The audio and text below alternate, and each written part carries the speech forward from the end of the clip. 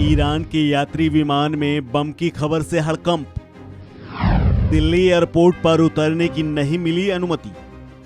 Iran की एक flight में बम की खबर के बाद हिंदुस्तान की सुरक्षा एजेंसियों में हड़कंप मच गया। ये विमान ईरान की फ्लाइट थी और चीन की तरफ जा रही थी। इसी बीच जब विमान भारतीय वायु क्षेत्र में था तो उसे उतरने के लिए पायलटों ने पहले विमान को दिल्ली में उतारने की अनुमति मांगी, जिसे एटीसी ने अनुमति नहीं दी। इसके बाद उन्होंने फ्लाइट चीन की तरफ ले जाने का फैसला किया। उधर फ्लाइट में बम की सूचना मिलने के साथ ही भारतीय वायुसेना भी अलर्ट पर आ गई। वायुसेना ने पंजाब और जोधपुर एयरबेस से 2 सुखोई विमान फ्लाइट के पीछे लगा दिए। बताया जा रहा है कि एयरक्राफ्ट में बम की सूचना दिल्ली एटीसी को दी गई थी। इसके साथ ही दिल्ली एयरबेस में उतरने की अनुमति मांगी गई थी।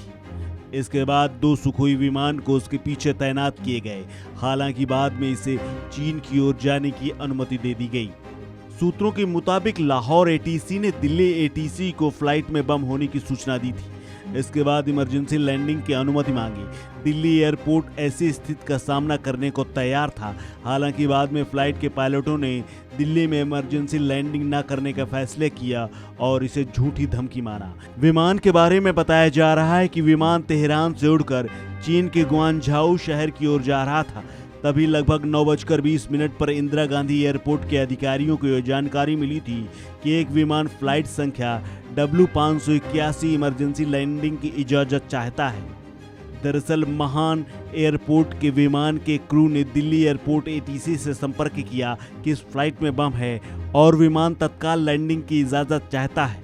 इस वक्त ये विमान इंडियन एयरस्पेस में था, लेकिन भारतीय सुरक्षा एजेंसियों ने किसी तरह का खतरा न उठाते हुए इस विमान को यहां उतरने की इजाजत नहीं दी और विमान को जयपुर के लिए डाइवर्ट कर दिया। बता दें कि जयपुर से ही सटे हुए जोधपुर में आज वायुसेना का एक कार्यक्रम चल रहा था। सूत्रों के मुताबिक जयपुर में भी विमान को लैंड करने की अनुमति नहीं दी गई।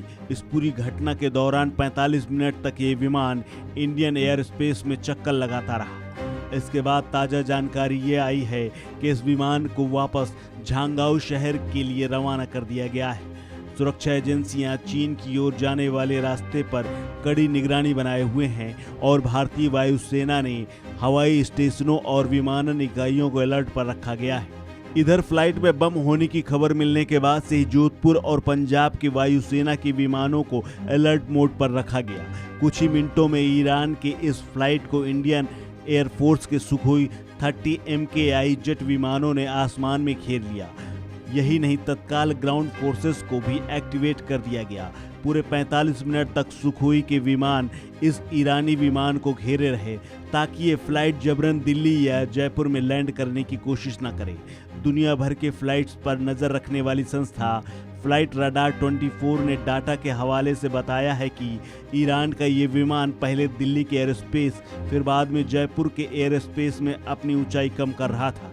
यानी कि विमान उतरने की कोशिश कर रहा था, लेकिन भारतीय सुरक्षा एजेंसियों ने अनुमति नहीं दी और इस विमान ने फिर से चीन के ग्वांझाऊ शहर की दिशा पकड़ ली। इस खबर में फिलहाल इतना ही। अपडेट्स के लिए बने रहिए वन इंडिया हिंदी के साथ।